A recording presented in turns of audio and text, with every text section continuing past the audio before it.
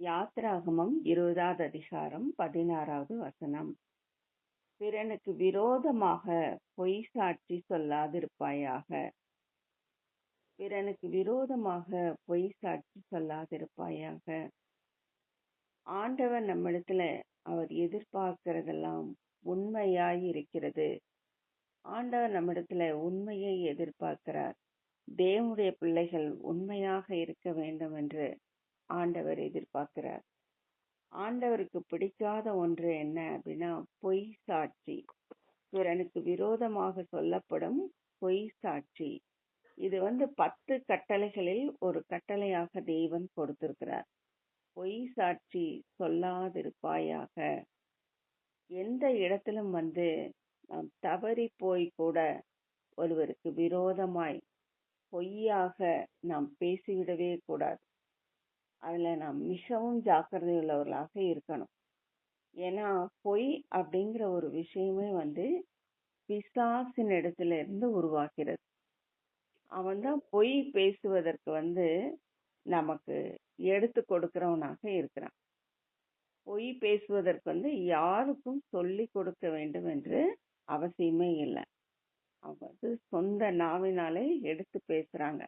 அப்ப பேசுவதற்கு துணை நிற்கிறது யார் அப்படின்னா சத்துருவாகிய சாத்தான். ஒரு மனுஷனுடைய ஆயுளை அவன் எரிப்பதற்கும் ஒரு மனிதனுடைய ஆத்துமாவை கரைப்படுத்துவதற்கும் ஏதுவாக அவன் இப்படி எல்லாம் ஒரு சோதனைக்குள்ள கொண்டு அந்த மனிதனை அகப்படுத்துவதற்காக இப்படி எல்லாம் செய்கிறான். அப்ப அதில் ஜாக்கிரதை உள்ளவராக தேவ பிள்ளைகள் இருந்து பிறருக்கு விரோதமாக பொய் சாட்சி சொல்லாதபடிக்கு எச்சரிக்கையாய் இருக்கணும். ஆண்டவர் அதை தேடிக்கொண்டிருக்கிறார். ஒவ்வொரு பிள்ளைகளும் ஒரு மெய்யான சாட்சியாக தேவனுக்கு முன்பதாக மெய்யான சாட்சியாக நிற்கணும்.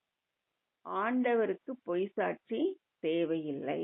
ஆண்டவருக்கு பொய்யாக ஒரு சாட்சி சொல்லணும். ஆண்டவரை நம்ம மகிமைப்படுத்துறதுக்கு பொய்யா ஏதாச்சும் சொல்லலாம், அதெல்லாம் தேவையே இல்லை. மெய்யாக நடந்துருந்தா மாத்திரம் நம்ம சொன்னா போதுமானது. அதுதான் ஆண்டவரை மகிமைப்படுத்தும். அது போல ஆண்டவரிடத்திலும் சரி பிறரிடத்திலும் நாம் நடந்து கொள்ளும் விதம் எப்படி இருக்கிறது, நம்ம பொய்யாக எதை செய்து கொண்டிருக்கிறோம் அப்படிங்கறது தான் தேவன் பார்க்கிறார். நம்ம எதை செய்கிறோமோ அதை முழு மனதோட செய்யணும். நம்ம மனிதர்கள் காணும் பொருட்டாக அல்ல, தேவன் பார்க்கிறார் என்ற ஒரு எண்ணத்தோடு செய்யணும்னு ஆண்டவர் விரும்புகிறார். கர்த்தர் பார்த்து கொண்டு இருக்கிறார். நம்ம எதை பேசினாலும் அவர் பார்த்துட்டு இருக்காரு, எதை செஞ்சாலும் அவர் பார்த்துட்டு இருக்காரு, எங்க நடந்தாலும் அவர் பார்த்துட்டு இருக்காரு. அவருக்கு மறைவானது எதுவுமே இல்லை.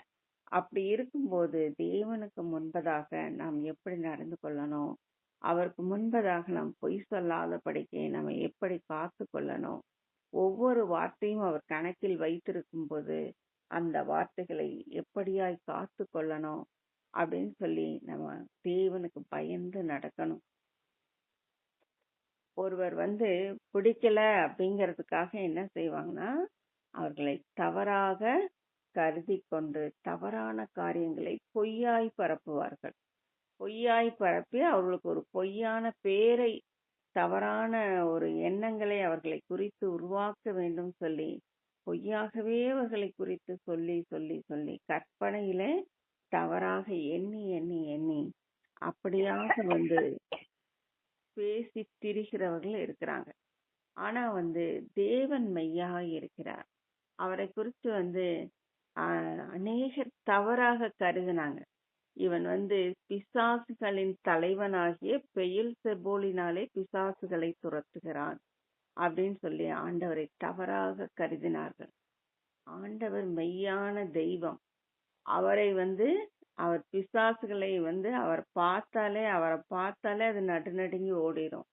ஆனா சொல்றவங்க என்ன சொல்றாங்க, இவன் பிசாசுகளின் தலைவனாகிய பெயல்செபூலை கொண்டு துரத்துகிறான் என்று பாக்குறவங்க சொல்றாங்க. அப்போ இந்த பாக்குறவங்க கண்ணுல யாரு இந்த தவறான எண்ணங்களை கொண்டு வருவது, பொய்யான காரியங்களை யார் விதைக்கிறது, மெய்யாகவே ஒரு நன்மை நடக்கும்போது அவர்கள் கண்களை குருடாக்குவதற்காக சாத்தான் இப்படி ஒரு எண்ணங்களை போட்டு போட்டு அதற்கு இடம் கொடுக்கும் வரைக்கும் நமக்கு அப்படிதான் அவன் பேசிக்கொண்டே இருப்பான். தவறான காரியங்கள் ஒரு மனதுல ஒரு எண்ணங்களுக்குள்ள அது புகுரும் போதே இது சாத்தான் என்று நாம் பகுத்தறியத்தக்கதான ஒரு எண்ணம் நமக்குள்ள இருக்கணும். வந்து அப்படி இருக்கும்போது அந்த சத்துருவாகிய சாத்தானுக்கு நம்ம இடம் கொடுக்காத போது அவன் நம்மை விட்டு ஓடி போவான். அப்போ தேவன் அவர் உண்மையாய் இருக்கிறார். அவர் நன்மைகளை மாத்திரமே செய்கிறவராய் இருக்கிறார். அவர் பொய் சாட்சியோ அல்லது அவரை குறித்து பொய்யான காரியங்களோ அவருக்கு சொல்ல வேண்டிய அவசியமில்லை. அவர் மெய்யான தெய்வம், மிகவும் பரிசுத்தமானவர். அவர் தன்னுடைய வல்லமையினாலே பிசாசுகளை துரத்துவார். தம்முடைய வார்த்தைகளினாலே பிசாசுகளை துரத்துவார். அவரால் கூடாத காரியம் எதுவுமே இல்லை. ஆண்டவரை நாம் மெய்யாய் உணர்ந்து கொண்டால் எந்த சத்துருவும் நிற்க முடியாது. பாருங்க, நிறைய பேர் இந்த காலத்துல என்ன செய்யறாங்க பாத்தீங்கன்னா, ஜெபிச்சு ஜெபிச்சு ஆண்டவர்கிட்ட காத்திருப்பாங்க. ஒரு குறிப்பிட்ட காலம் வரைக்கும் காத்திருப்பாங்க. குறிப்பிட்ட காலத்துல நடக்கலன்னு சொன்னோன்னே அடுத்தது நீங்க இப்படி மந்திரம் பண்ணீங்கன்னா நல்லாயிரும், இங்க போய் இது கட்டிட்டு வந்தீங்கன்னா நல்லாயிரும், அது செஞ்சீங்கன்னா நல்லாயிரும் அப்படின்னா அதுக்கு செவி கொடுத்துட்றாங்க. அதுக்கு செவி கொடுத்து அது தற்போதைக்கு விலகுற மாதிரி விலகிட்டு மீண்டுமாக உள்ள வந்துரும். அதை அறியாமல் அந்த சத்துரு பின்னாடி போறாங்க. ஆண்டவர் ஒரு குறிப்பிட்ட காலம் வரைக்கும் அவர் காத்திருந்து அற்புதம் செய்வார். அவர் ஏற்ற வேலை வர்ற வரைக்கும் தேவ பிள்ளைகள் அவர் இடத்துல காத்திருக்கணும். எப்படி சாத்ராக், மேஷாக், ஆபேத்நேகோ என் தெய்வம் என்னை காப்பாற்றினாலும் என்னை அவர் ரட்சிக்காமல் போனாலும் அவர்தான் எனக்கு தெய்வங்கிறதுல உறுதியாய் இருக்கணும். அப்படி உறுதியாய் நிற்கிறத ஆண்டவர் பார்த்துதான் அவர் அற்புதம் செய்வார். நம்ம அந்த உறுதியை விட்டு விட்டா அப்புறம் ஆண்டவர் இடத்துல நன்மையை பெற்றுக்கொள்ள முடியாது. தேவனுடைய பிள்ளைகளுக்கு அந்த வைராக்கியம் இருக்கணும். நான் சுகமானாலும் சரி, இப்படியே மரித்து போனாலும் சரி, நான் அந்த இடத்துக்கு போக மாட்டேன் அப்படிங்கறதுல உறுதியா இருக்கணும். அப்படி உறுதியா இருக்கும்போது அந்த உண்மையை பார்த்து தேவன் நம்மை ஆசீர்வதிப்பார். தேவன் மிகவும் நல்லவராய் இருக்கிறார். அவரை இறுதி பரியந்தம் பிடித்திருக்கிறவர்களே ரட்சிக்கப்படுவார்கள். அவரை இறுதி பரியந்தம் பிடிச்சிருக்கணும். ஒருத்தன் அவனுடைய லைஃப்ல ரட்சிக்கப்பட்டேன் அப்படின்னு சொல்லி ஒரு நாள் அவன் பாவத்துக்கு தன்னை மரித்தவனாகவும் கிறிஸ்துவுக்காக பிழைத்தவனாகவும் என்னைக்கு ஆண்டவரை ஏற்றுக்கொள்றானோ அந்த நாள்ல இருந்து அவன் மீண்டுமாக அந்த பாவத்திற்கு போகாதபடிக்கு அவன் அதை காத்து கொள்ள, அந்த ரட்சிப்பை இறுதி பரியந்தம் காத்து கொள்ளுகிறவனே ரட்சிக்கப்படுவான். அந்த ரட்சிப்பை நம்ம பாதியிலேயே விட்டுட்டாலோ அல்லது கடைசி நேரத்துல விட்டுட்டாலோ ஏதாவது ஒரு நேரத்துல இடையில விட்டுட்டாலோ நம்ம மீண்டுமாக தேவனுடைய பிள்ளைகள் என்று சொல்லிக்கொள்ள முடியாது. அந்த ரட்சிப்பை இறுதி பரியந்தம் காத்திருப்பவனே அவன் ரட்சிக்கப்படுவான். அது எத்தனை போராட்டங்கள் உலகத்துல வருகிறதோ அதையெல்லாம் தாங்கி நின்றுதான் அவன் ரட்சிக்கப்படணும். எல்லாவற்றையும் அந்த போராட்டங்களை சகித்து அதில் எல்லாம் ஆண்டவரோடு நாம் துணை நின்று அதையெல்லாம் மேற்கொண்டு நம்ம மேல வரணும். எல்லா ஜனங்களுக்கும் அந்த போராட்டம் உண்டு. கண்மலையாகிய கிறிஸ்துவின் மேல் அஸ்திபாரம் போடப்பட்டிருந்த வீட்டிற்கு அது காற்று மோதுகிறது, அலைகள் மோதுகிறது, எல்லாமே வருகிறது. அப்படி இருந்தும் கூட அந்த கண்மலையின் மேல அஸ்திபாரம் போடப்பட்ட வீடு அப்படியே நின்றது என்று சொல்லும்படியாக ஆண்டவருடைய வார்த்தையில் யார் ஒருவர் அசைக்க முடியாத விசுவாசத்தை வச்சிருக்காங்களோ அவங்களுக்கு இப்படிப்பட்ட காரியம் இருக்கிறது. அந்த இறுதி பரியந்தம் ரட்சிப்பை காத்து கொள்ளணும். அப்படி இருக்கும்போதுதான் அவன் ரட்சிக்கப்படுவான் என்று வேதம் சொல்லுகிறது. அவங்கவுங்க வாழ்க்கையில நடக்கிற போராட்டங்களும் துன்பங்களும் துக்கங்களும் வரும்போது தேவனை நாம் விட்டு விடாமல் அவரை நாம் இறுக பிடித்து கொள்ளணும். அப்படிப்பட்ட காலங்களில் ஆண்டவரை அதிகமாய் துதிக்க வேண்டும், அதிகமாய் துதிக்க வேண்டும், அதிகமாய் சார்ந்து கொள்ளணும். நாம் கலங்குகிற நேரத்துல கர்த்தர் நமக்கு அடைக்கலமாய் இருக்கிறார். எந்த நேரத்துல நம்ம சோர்ந்து போறோமோ அன்னைக்கு ஆண்டவர் நம்ம கூட இன்னும் அதிகமா அவரை தேடணும். நம்ம சோர்ந்து போய் ஆண்டவரை விட்டு விடக்கூடாது. நம் கலக்கங்களில் ஆண்டவரை விட்டு விடக்கூடாது. நம் வேதனைகளில் தேவனை விட்டு விடக்கூடாது. ஏதோ ஒரு நஷ்டத்தில் தேவனை விட்டு விடக்கூடாது. எல்லா சூழ்நிலையிலையும் ஆண்டவரை பிடிச்சுக்கணும். அப்பதான் நம்ம அதுல இருந்து மேல வர முடியும். ஆண்டவர் நம்ம கூட இருந்தா மட்டும்தான் இப்படிப்பட்ட நேரத்துல நாம் நிலை நிற்கவும் முடியும். வேற எந்த காரியமும் நம்மை மேலே கொண்டு வராது. அந்த பொய்யான வாழ்க்கையானது ஒரு நாளும் மெய்யாய் மாறாது. பாருங்க, ஆதாமும் ஏவாளும் அந்த கனியை புசியாதபடிக்கு அவங்க இருந்துட்டு இருக்காங்க. அவங்க அவங்க பாட்டுக்கு கடவுள் சொன்னபடி தெய்வ தூதர்களை போல எல்லா கனிகளையும் புசித்து உண்டு அவங்க சந்தோஷமா இருக்கிறவங்க வாழ்க்கையில சாத்தான் ஒரு பொய் சாட்சி சொல்றான். இதையெல்லாம் நீங்க சாப்பிட்டீங்கன்னா உங்க கண்கள் திறக்கப்படும், நீங்க சாவதில்லை அப்படின்னு சொல்றான். ஆண்டவர் இந்த கனியை புசித்தா மரித்து போயிடுவாங்கன்னு சொன்னாரா? அப்படியெல்லாம் நீங்க மரிப்பதில்லை அப்படின்னு சொல்லி சாத்தான் பொய் சாட்சி சொல்றான். அதை ஏவாள் கேட்டு அது மெய் என்று கருதினாள். அப்போ அவளுக்கு அந்த கனியை பார்க்கும் போதே அவளுக்கு ஒரு ஆசை ஏற்பட்டது.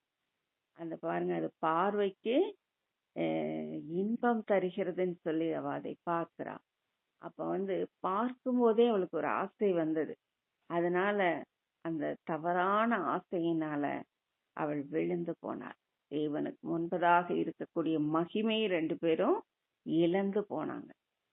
அந்த ஏதேன் வன தோட்டத்துல எவ்வளோ சந்தோஷமா, எவ்வளோ ஒரு தெய்வ தூதர்களை போல 2 பேரும் எவ்வளவு ஆண்டவரோடு உலாவிக்கொண்டு ஆண்டவர் வந்து பார்த்துட்டு போவாரு.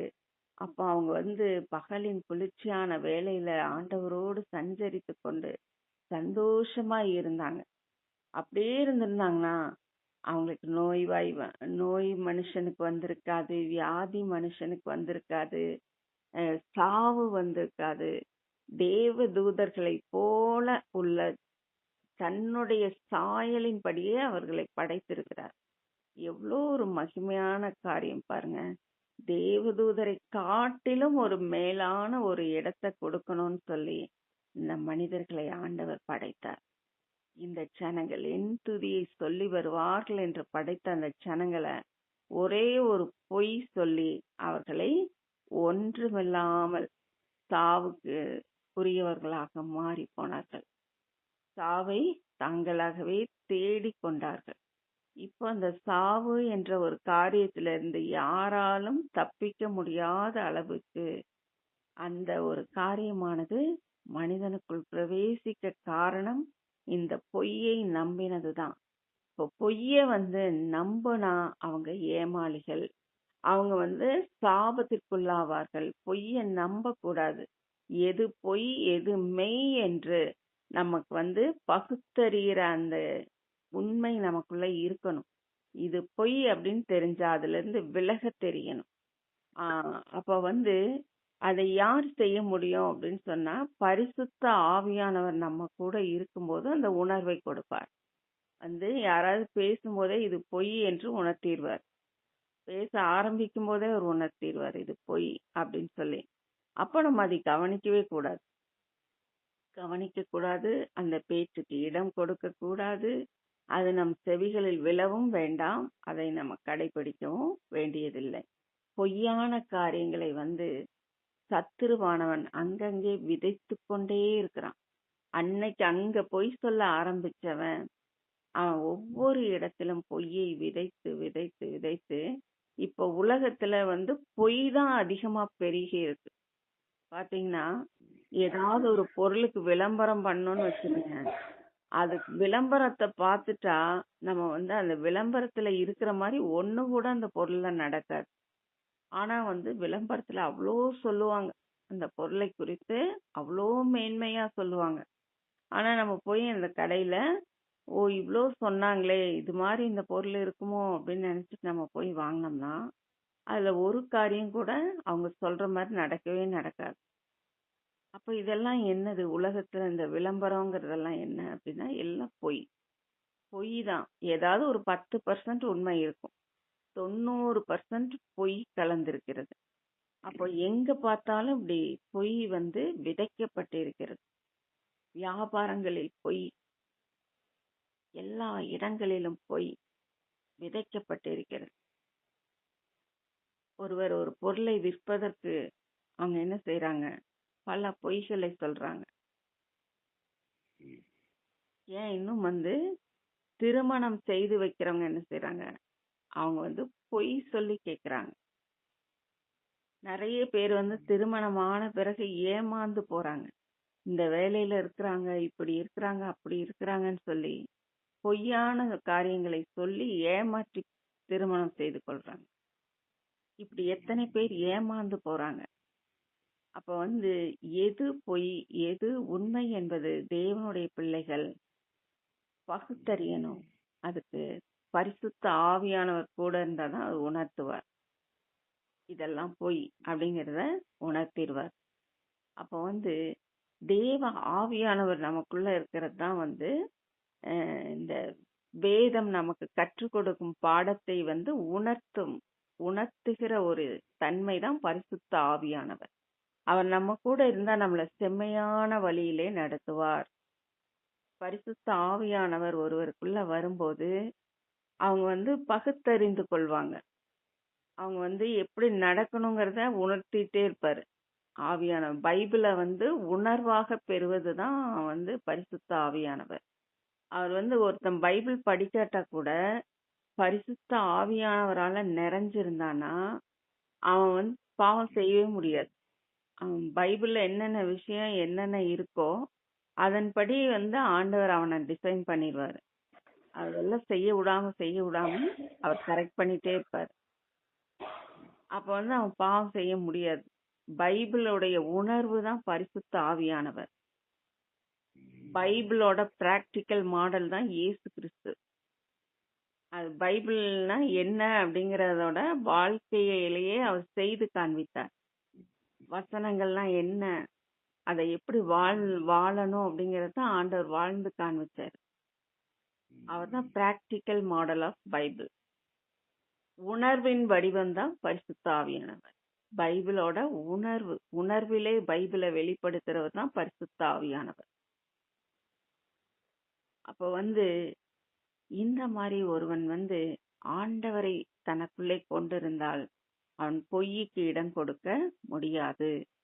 பொய் அவனை ஏமாற்றவும் முடியாது.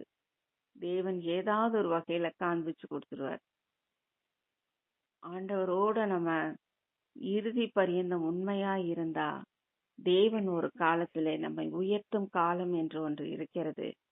நாம் நிலை நிற்கிறோம் என்று எல்லாரிடத்திலும் சொல்லுகிற ஒரு காலம் இருக்கிறது.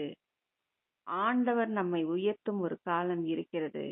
அவருடைய பலத்த கரத்துக்குள்ளே அடங்கி அடங்கி அடங்கி நாம் இருக்க அவர் நம்மை உயர்த்தும் காலத்தை நோக்கி நாம் நகர்ந்து கொண்டிருக்கிறோம் என்று அர்த்தம். அப்ப ஏற்ற காலம் வரும்போது அவர் நம்மை உயர்த்துவார். இதோ என் பிள்ளை என்று அவர் பரலோகத்திலே தூதர்கள் முன்பதாக நம்மை சொல்லும் போது நம்மளுக்கு எவ்வளவு பெரிய கனம் உண்டாகும். இது என்னுடைய மகள் என்று, என்னுடைய மகன் என்று ஆண்டவர் பரலோகத்திலே தூதர்கள் முன்பதாக சொல்லும் போது நம்மளுக்கு எவ்வளவு பெரிய கனம் உண்டாகும். நம் தேவனுடைய வார்த்தையின்படி உண்மையாய் நம்மை காத்து நடக்க அந்த கனத்தை நோக்கி நாம் நகர்ந்து கொண்டிருக்கிறோம் என்று அர்த்தம். நாம் மெய்யாய் வாழ அவருடைய வார்த்தையை மெய்யாய் கடைபிடித்து வாழ நாம் பரிசுத்தமாக்கப்படுகிறோம். அந்த உண்மையைத்தான் தேவன் தேடிக்கொண்டே இருக்கிறார். பாருங்க, பேதுருவின் இடத்துல கணவன் மனைவி இருவரும் பொய் சொல்றாங்க. பொய் சொல்றாங்க. இவ்வளவுக்கு தான் விற்றீங்களா அப்படின்னா, ஆமா இவ்வளவுக்கு தான் விற்றோம். அவங்களுடைய காணியாட்சி அவங்க விக்கிறாங்க. அவங்க விக்காமையே கூட இருந்திருக்கலாம். அவங்க பேதுருக்கு எல்லாரும் கொடுக்கறாங்கன்னு தாங்களும் கொடுக்கணும்னு ஆசைப்பட்டாங்க. அது உண்மைதான். ஆனா அந்த பணத்தை கொடுக்கும்போது, பணத்தை பார்த்த பிறகு, அதை விற்ற பிறகு அவங்களுக்கு நம்மளுடைய பணம் முழுசா அவங்களுக்கு கொடுக்கறதா அப்படிங்கிற ஒரு எண்ணத்தை சாத்தான் விதைக்கிறான். விதைச்ச உடனே என்ன பண்றாங்க? அவங்க போய் ஒரு பங்கை எடுத்து வைக்கிறாங்க. ஒரு பங்கை எடுத்து வச்சவங்க என்ன செஞ்சிருக்கலாம்? நாங்க எங்களுக்கு ஒரு பங்கு எடுத்து வச்சுட்டா பாதி கொண்டு வந்திருக்கோம்னு கூட சொல்லியிருக்கலாம். ஆனா அவங்க இவ்வளவு தான் விற்றீங்களான்னு அவர் கேட்கிறாரு. ஆமா அப்படின்னு பொய் சொல்றாங்க. அப்போ இவ்வளவுதான் விற்றீங்களா அப்படின்னு பரிசுத்த ஆவியானவர் இடத்துல நீங்க பொய் சொல்லுகிறது என்ன அப்படின்னு கேட்கிறாரு. பொய் சொல்ல துணிந்தது என்ன அப்படின்னு கேட்ட உடனே அந்த இடத்துல அவன் சுருண்டு போய் மரித்து போறான். அதை அறியாத அவனுடைய மனைவி உள்ளே வரும்போது அவளிடத்திலும் கேட்கிறாங்க. அவளும் பொய் பேசுறா. கணவன் மனைவி 2 பேரும் பொய் பேசுகிறதற்கு ஒருமனப்பட்டது என்ன அப்படின்னு கேட்டு அவரும் மரித்து போறா. இப்ப இவங்களுக்கு 2 பேத்துக்கு அந்த ஒரு பங்கு பணம் எடுத்து வச்சாங்களே, அது ஏதாவது பிரயோஜனமா இருந்ததா? 2 பேரும் மரித்தும் போனாங்க, ஆத்மாவை இழந்தும் போனாங்க. இந்த ஒரு பொய்யினால பாத்தீங்கன்னா அவங்களுடைய எல்லாமே போச்சே. அவங்களுடைய எல்லாமே போச்சே. அப்ப ஆண்டவருடைய அந்த காரியத்துல மெய்யாய் வாழ கற்றுக்கொள்ளணும். தேவனுடைய முன்பதாக நாம் மெய்யாய் வாழ கற்றுக்கொண்டால் அது நமக்கு மேன்மையை தரும். மேன்மையான இடங்களில் கொண்டு நிறுத்தும். உண்மையுள்ள மனுஷன் பரிபூரண ஆசீர்வாதங்களை பெறுவான். அவர் சொன்னார்னா சொன்னதுதான். அதுல ஒரு சின்ன கமாவா அல்லது ஒரு சின்ன துணை எழுத்தாவது மாறாது. ஒரு எழுத்தாவது, எழுத்தில் உள்ள ஒரு உறுப்பாவது மாறாது அப்படின்னு ஆண்டவர் சொல்றாரு. அது எதுவுமே தரையில வீணா விழுகாது. அது அவர் என்ன காரியத்திற்காக அந்த வார்த்தையை அனுப்புறாரோ அந்த வார்த்தையின்படியே அது நடக்கும். ஒருத்தன் விதை வேணும், அதாவது ஒருத்தருக்கு விதையாக அது செயல்படும், ஒருத்தனுக்கு உணவாக செயல்படும். யாருக்கு என்ன விதமா அது செயல்படணும்னு ஆண்டவர் திட்டம் வச்சிருக்காரோ அதன்படி அது செயல்படும். இதுதான் தேவனுடைய வார்த்தை. அப்ப இந்த வார்த்தையை உண்மையாய் ஒருவன் ஏற்றுக்கொண்டு அவன் எந்த இடத்திலும் தன்னை பொய் சொல்லாதவனாக காத்து கொண்டு பிசாசுக்கு இடம் கொடுக்காம மெய்யாய் காத்து கொண்டு தேவன் விரும்புகிறபடி அவன் தன்னை காத்து கொள்ளும் போது அவன் தேவனுடைய பிள்ளை என்பதுல எந்த ஒரு மாற்றமும் இல்லை. இந்த மேன்மை தான் உலகத்துல யாருக்கும் கிடைக்கிறது இல்ல. இந்த மேன்மையை ஒருத்தர் சுதந்திரிச்சுட்டாங்கன்னா அவங்களுக்கு பரலோகத்திலேயே அவங்க சொத்து எழுதிட்டாங்கன்னு அர்த்தம். அவங்களுடைய சொத்து பரலோகத்துல அவங்க இடம் பிடிச்சிட்டாங்க. அவங்கள அவங்களுடைய சொத்து பரலோகத்துல இருக்கு, அவங்க பொக்கிஷம் பரலோகத்துல இருக்கு அப்படின்னு அர்த்தம். அவங்க உண்மையா மட்டும் நிக்க கற்றுக்கொள்ளணும். தேவனை மட்டும் எந்த இடத்துலயும் விடாதபடிக்கு ஜாக்கிரதையா இருக்கணும். பொய் பேசுகிறவர்களை பகுத்தறியணும். பொய்யான காரியங்களை நம்ப கூடாது, கேட்க கூடாது, பின்பற்றக்கூடாது. எந்த இடத்திலும் பொய் சாட்சியாக நாம் இருந்துவிடவே கூடாது. இதைத்தான் ஆண்டவர் நம்மிடத்துல எதிர்பார்க்கிறார். நம் மெய்யான சாட்சிகள். நாம் ஆண்டவரோடு கூட இருந்த பிள்ளைகள், அவருக்கு சாட்சிகளாய் இருக்கிறோம். நாம ஜீவனுள்ள சாட்சிகள். நம்ம வாழ்க்கையில தேவன் எவ்வளோ அற்புதங்களை செய்திருக்கிறார். ஒவ்வொருவரையும் ஒவ்வொரு நாளும் அதிசயமாய் நடத்துகிறார். அவங்களுக்கு தேவையான காரியங்களில் உதவி செய்கிறார். யார் யாரை எங்கெங்க தப்பு வைக்கணுமோ அங்கங்க தப்பு வைக்கிறார். யார் யாருக்கு என்னென்ன பாடு இருக்குன்னு யாருக்குமே தெரியாது. ஆனா நம்ம ஒவ்வொரு பாதையில போய்கிட்டு இருக்கோம். அப்படி போகும்போது அங்கங்க அவருடைய பிள்ளைகளுக்கு யார் யாருக்கு என்னென்ன சிக்கல்ல மாட்டுறாங்களோ அந்த சிக்கல்ல இருந்து ஆண்டவர் விடுவிக்கிறார். அவர் அவங்களோட கூட இருக்கிறார். அப்படி இருக்கும்போது நான் தேவனை மெய்யாய் பின்பற்ற வேண்டியதும், மெய்யாய் அவரை துதிக்க வேண்டியதும், மெய்யாய் அவருடைய வார்த்தையை ஏற்றுக்கொள்ள வேண்டியதும், மெய்யாய் அவருக்கு காரியங்களை நிறைவேற்ற வேண்டியதும் எவ்வளவு அவசியமாயிருக்கிறது. இந்த உண்மையைத்தான் தேவன் இந்த பூமியில தேடிக் கொண்டிருக்கிறார். இந்த உண்மை, நன்மை செய்கிறவன் ஒருவனும் இல்லை என்று அவர் பார்த்து கொண்டிருக்கிறார். அப்போ நன்மை செய்கிறவர்களாக, உண்மையுள்ளவர்களாக நாம் சாட்சிகளாக நிற்க வேண்டும். அதே நேரத்துல பொய்க்கு இடம் கொடுக்காம எந்த இடத்திலும் அதை சொல்லிவிடாதபடிக்கு நம்முடைய நாவை காத்து கொள்ளவும் வேண்டும். அதற்கு பரிசுத்த ஆவியானவர் நமக்கு உதவி செய்வார். பரிசுத்த ஆவியானவர் தான் நமக்கு வெளிப்படுத்த முடியும். அவர் மட்டும்தான் நமக்கு துணை செய்ய முடியும். அவர் தான் நமக்கு விளங்க பண்ணவும் முடியும். நாம எதையுமே தெரிந்து கொள்ள முடியாது. ஆவியானவர் நம்மோடு இல்லைன்னா நாம அதை உணர்ந்து கொள்ளவும் முடியாது. அவர் நமக்கே அறியாமல் அதை எல்லாம் தடுத்து விடுவார். அதுதான் தேவனுடைய ஆவியானவர். அவருடைய துணையோடு நாம் காரியம் செய்யும் போது எல்லாம் உண்மையாயிருக்கும், நன்மையாயிருக்கும், அதுவே மேன்மையானதாக இருக்கும். நல்ல பரிசுத்த ஆவியானவர் என்னை செம்மையான பாதையிலே நடத்துவீராக என்று ஒவ்வொரு நாளும் நம்மை அர்ப்பணித்து நடத்தும் போது ஆவியானவர் பார்த்து கொள்வார். வேற எதுவுமே நம்மை பரிசுத்தப்படுத்த முடியாது. ஆவியானவர் நம்மை வழி நடத்துவார். அவர் கையிலே நம்மை நாம் ஒப்பு கொடுப்போமா? ஜெபம் செய்வோம். அன்பின் தகப்பனே, உம்மை நன்றியோடு துதிக்கிறோம், ஸ்தோத்திரிக்கிறோம்.